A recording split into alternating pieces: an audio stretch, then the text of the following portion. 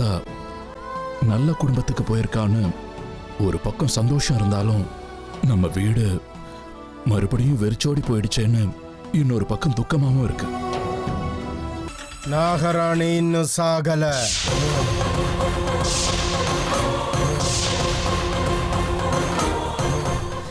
இந்த வீட்ல பொங்க போறது நிம்மதி கிடையாது, சோகம்தான். சோகம் மட்டும்தான்.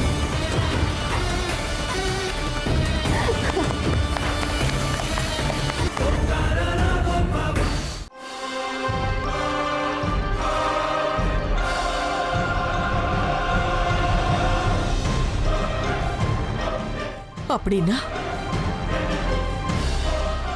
அம்மா அம்மா அம்மா அம்மா அம்மா உட்காரு உட்காரு. அம்மா அது அந்த நாகராணி வந்திருக்காளா? நம்ம வீட்டுக்குள்ளே வந்துட்டாளா?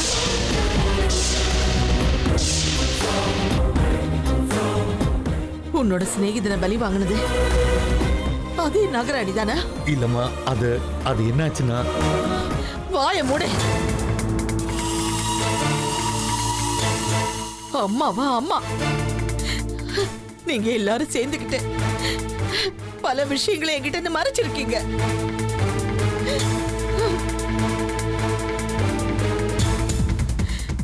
அர்ஜுனோட சர்பதோஷம் இன்னும் நிவர்த்தியாகவே இல்லை.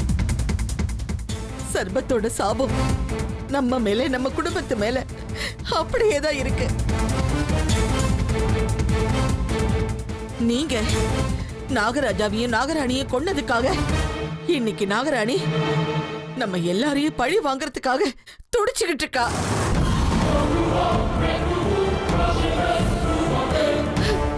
ஐயோ கடவுளே, இப்ப என்ன பண்ண போறோம்?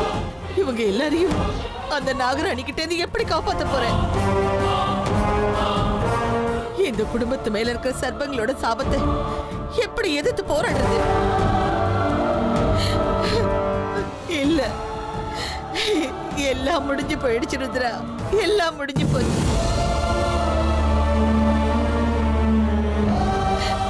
இந்த வீட்டுக்குள்ள அந்த சக்திகள் எதுவும் வராத அளவுக்கு என்ன செய்யறது?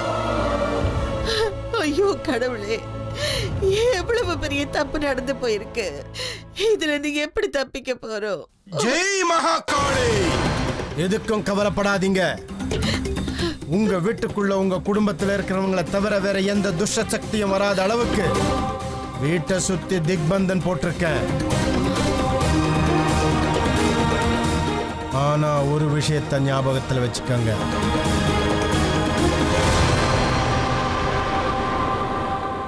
அது என்ன பாபா? நான் கொடுத்த தாயத்துக்களை எந்த காரணத்தை முன்னிட்டும் கழுத்திலிருந்து எடுக்க கூடாது.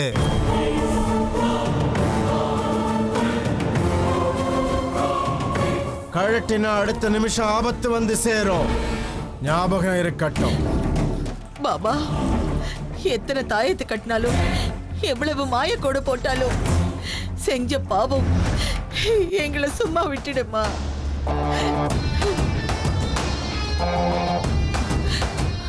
அந்த நாகத்தோட கோவத்துக்கு முன்னாடி இந்த பரிகாரம் செல்லுமா பாபா?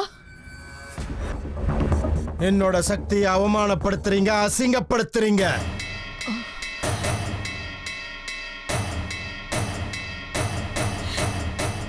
நிச்சயமா இல்ல பாபா.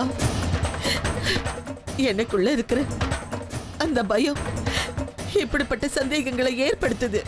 இந்த பைரவனுக்கு முன்னாடி எந்த தீய சக்தியும் ஒண்ணும் பண்ண முடியாது. எந்த கெடுதலும் நடக்க இந்த பைரவன் அனுமதிக்க மாட்டான். நீங்க எதுக்கும் கவலைப்படாதீங்க. என்ன தற்காப்பு நடவடிக்கை எடுக்கணுமோ எடுத்துட்டேன். நீங்க எதுக்கும் பயப்படாதீங்க. இப்ப ஏன் கூட வாங்க.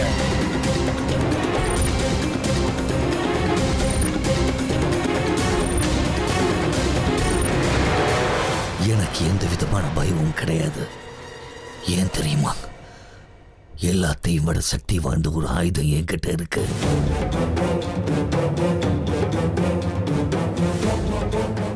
நாகமணி என்கிட்ட இருக்கிற வரைக்கும் எந்த நாகராணிக்கு நான் பயப்பட வேண்டிய அவசியம் இல்லை. ஒருவேளை நாகராணி வேற ஒரு உருவத்துல நம்ம வீட்டுக்கு வந்தாலும் நாகமணியை கண்டிப்பா அவளால கண்டுபிடிக்கவே முடியாது. நாகமணியுடைய சக்தி எப்பேற்பட்டது. இனிமே இந்த விஷ்ணுவுடைய ஆட்டமும் நடவடிக்கையும் வேற மாதிரி இருக்கும். எந்த நாகராணியுடைய ஆட்டம் ஏன் முன்னாடி செல்லாது. அவ ஆட்டம் போட நான் அனுமதிக்கவும் மாட்டேன்.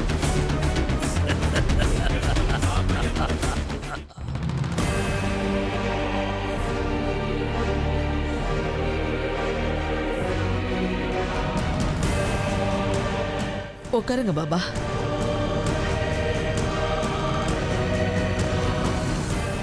பாபா, எனக்கு ரொம்ப படபடப்பா இருக்கு, பயமா இருக்கு. எதுவும் ஆகாதுல்ல?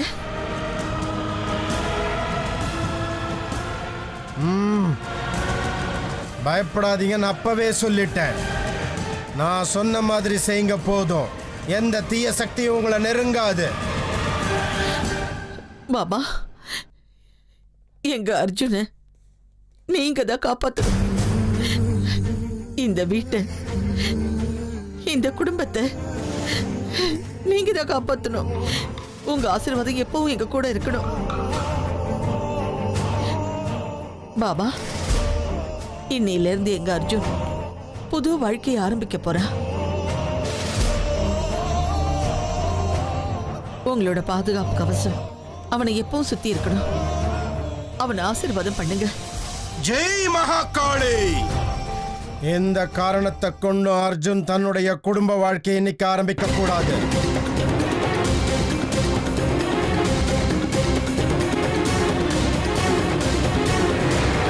என்ன சொல்றீங்க?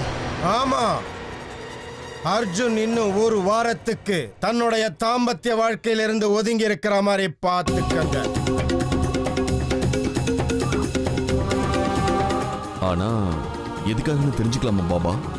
ஏன் எதுக்குன்னு விளக்கெல்லாம் கொடுக்க முடியாது ருத்ரா.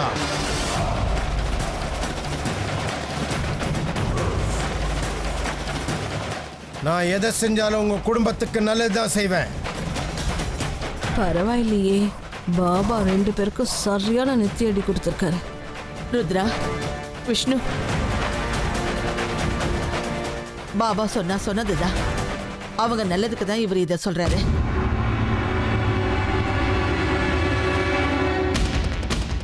ஏன் எதுக்கு நல்லா இவரை நீங்க கேள்வி கேட்க கூடாது.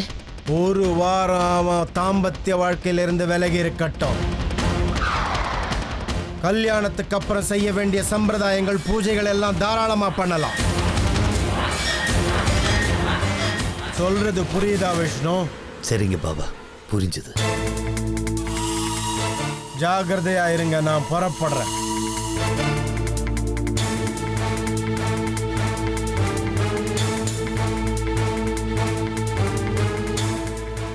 விஷ்ணு, இனிமே நாம அடிக்கடி சந்திப்போம் விஷ்ணு.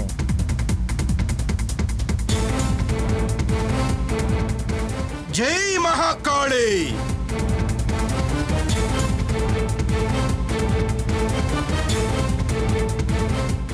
பாபா எதுக்காக என்ன அப்படி பார்த்தாரு? ஏன் அப்படி சொல்லிட்டு போறாரு?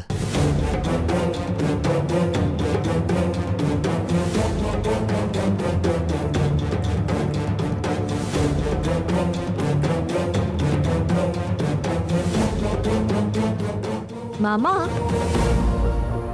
அப்படின்னா பாபாஜி சொன்ன மாதிரி இன்னைக்கு அர்ஜுனோட ஃபர்ஸ்ட் நைட் ஃப்ளாப் ஆயிடுச்சா?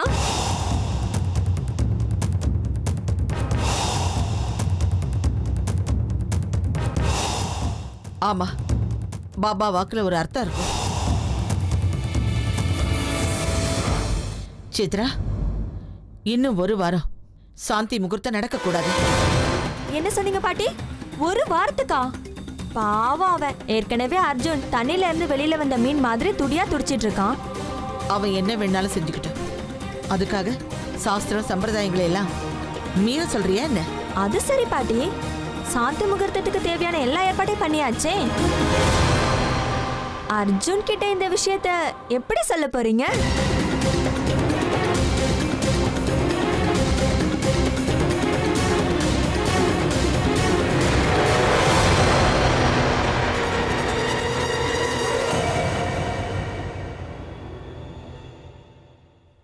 கொஞ்சம் நில்லுங்க.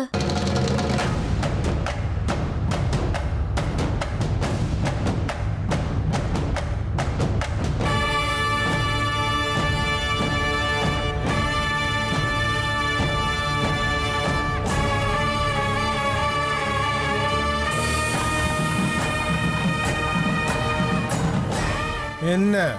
உங்க முகத்தை பார்க்கும்போது ஏதோ ரொம்ப பயந்து போன மாதிரி இருக்கீங்க. அப்படி ஒண்ணும் இல்ல. இருக்கு.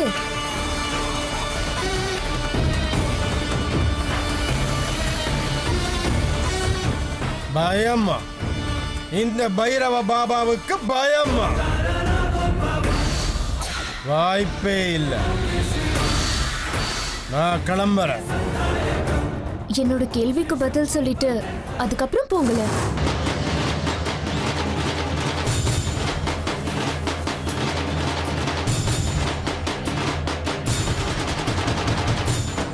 என்ன கேள்வி? இந்த வீட்டுக்கு ஏதாவது ஆபத்து இருக்கா? இந்த வீட்ல எனக்கு ஏதாவது பிரச்சனை இருக்கா? இல்ல இந்த வீட்டுக்கு வேற யாராவதுனால ஆபத்து இருக்கா? உண்மையான விஷயம் என்னன்னு எனக்கு சொல்லுங்க. நான் இந்த வீட்டு மருமக. இந்த வீட்டை பத்தி தெரிஞ்சுக்கிற உரிமை எனக்கு இருக்குல்ல? இல்ல, அந்த மாதிரி எந்த விஷயமும் இல்ல. நீ எந்த பயமும் இல்லாம இருக்கலாம். ஆனா ஏதோ இருக்குன்னு எனக்கு தோணுது.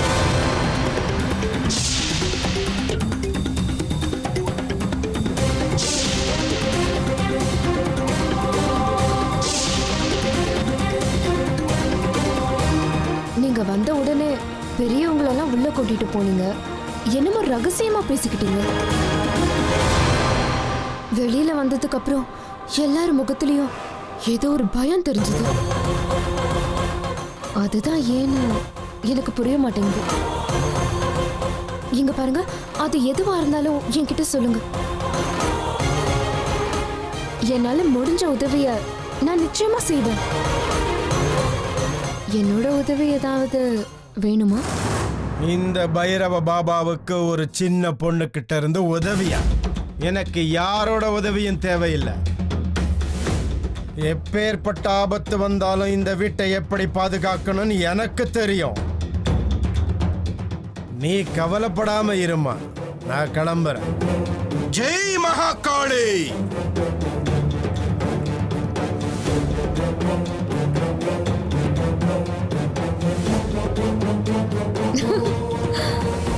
பாதுகாப்பு கொடுப்பியா? பாதுகாப்பு? நான் இந்த வீட்டுக்கு வந்திருக்கிறதே இந்த வீட்டுல இருக்கிறவங்களோட உயிரை பறிக்கிறதுக்கு.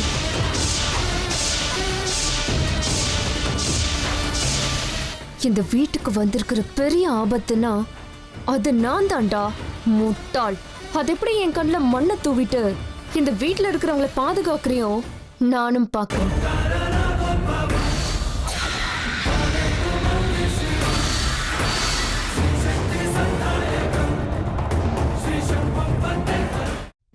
நாகராணி விஷயம் ஒரு புறம் இருக்கட்டும்.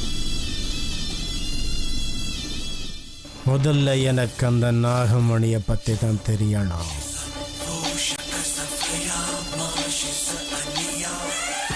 விஷ்ணு,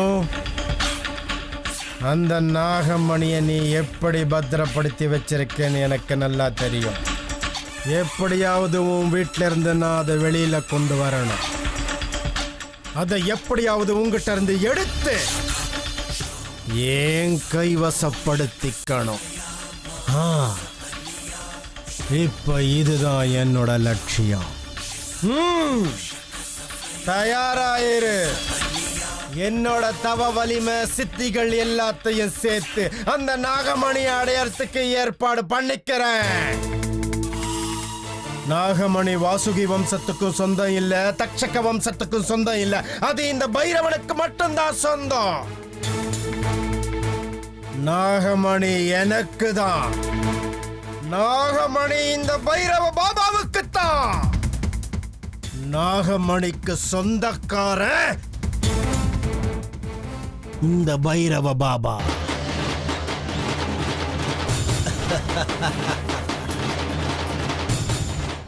தயாராயிரு.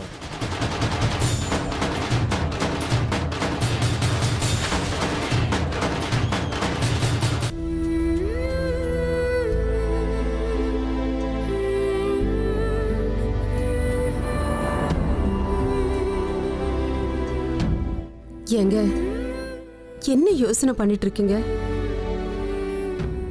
நீ என்ன யோசனை பண்ணிக்கிட்டு இருக்கியோ அதையே தான் நானும் யோசனை பண்ணிட்டு இருக்கேன் சரோஜா. ஏங்க அமிர்தா கொஞ்ச நாளைக்கு முன்னாடி திரும்ப திரும்ப சொல்லிட்டு இருந்தா, அம்மா உங்களுக்கு ஒரு குழந்தை பிறக்கும், உங்க வயிறு நிறையோன்னு சொன்னா. ஏங்க அவ சொன்ன வார்த்தை பழிச்சிருமாங்க? அந்த நிமிஷம் அவ சொன்ன வார்த்தை பழிக்கும்னு தான் எனக்கும் தோணுச்சு. நம்ம கனவுகள் எல்லாம் நிஜமாகும்னு தோணுச்சு. ஆனா என்னங்க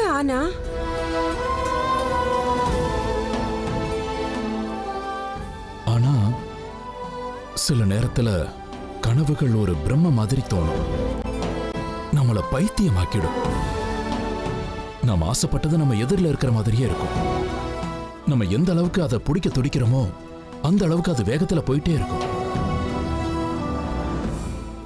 அதனால இந்த மாதிரி கனவுகளுக்கு நம்ம எப்பவும் பலியாக கூடாது சரோஜா. ஏங்க நமக்கு அதிர்ஷ்டம்னு ஒண்ணு இருந்தா கனவு கூட நிஜமாக வாய்ப்பு இருக்குல்ல? நிஜமாகுமோ ஆகாதோ நாம நம்பிக்கையோட இருக்கணும், அவ்வளவுதான்.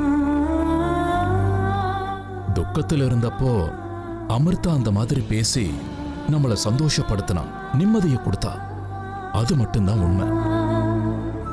ஆமாங்க, நம்ம அமிர்தா புது வீட்ல எப்படி இருக்காளோ, என்ன பண்ணிட்டு இருக்காளோ. ஆமா சரோஜா, அப்பா அம்மாவா நம்ம பொண்ணு புருஷன் வீட்டுல சந்தோஷமா இருக்கணும், அங்க எல்லார் கூடவும் நல்லா பழகணும், அவ ஆசைகள் எல்லாம் நிறைவேறணும்னு அந்த ஆண்டவங்கிட்ட பிரார்த்தனை பண்றதுதான் நம்ம கடமை. அதை மட்டும் பண்ணிக்கிட்டு நிம்மதியா இருந்துடலாம் சரோஜா.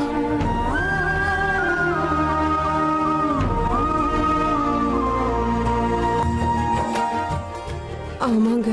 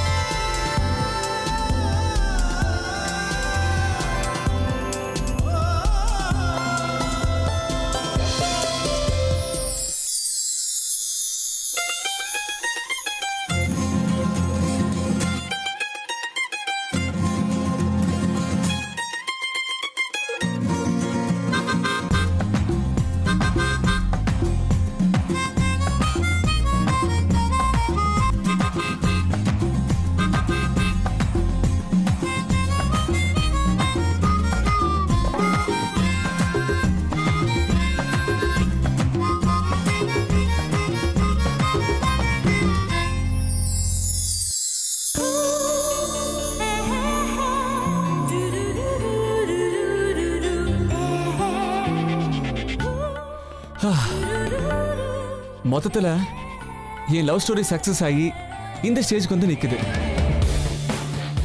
இதெல்லாம் கனவா நிஜமானு எதுவுமே புரிய மாட்டேங்குது. இன்னும் கொஞ்ச நேரத்துல அமிர்தா என் பக்கத்துல இருக்க போறாங்க.